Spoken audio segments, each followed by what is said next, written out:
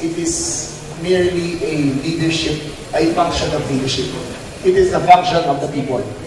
Magaling ang mga Caviteño. Hindi lang magaling ang mga lumang Caviteño na dito. Magaling din yung mga bagong dumating dito. Ang mga dinadala ng mga developers katulad ng Megaworld, yung mga bagong dumadating dito, sila ang nagbibigay ng enerhiya para sa ating lalawigan. Ang Cavite ay pangat at wala ng mga kapigil. Itong September 1, magbubukas ang Calax. By second quarter, magbubukas ang Calax hanggang General Trias. By December 2024, bukas na, connected na ang Calax Laguna hanggang Cavitex.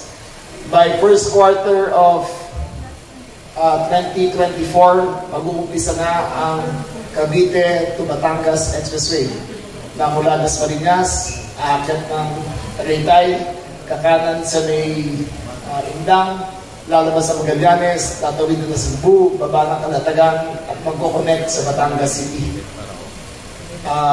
Sa first quarter of 2025 naman, mag-uumpisa naman ng connectivity ng Calax papunta ng Naik Bataan Bridge, Cavite Bataan Bridge, na matatapos ng 2028.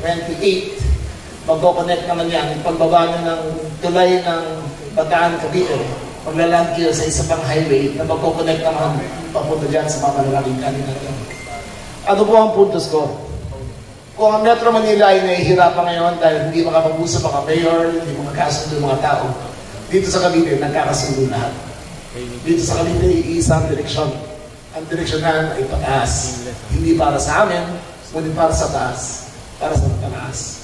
Ang mga tao ay umunlad, ang mga bata ay lumalaki sa magandang lugar, ang lalawigan ay nagbago na. Ito po ang Cavite. Ito po ang General Trias. Ito ang bansa. At ito ang Pilipinas. Maraming umaga po at maraming salamat po.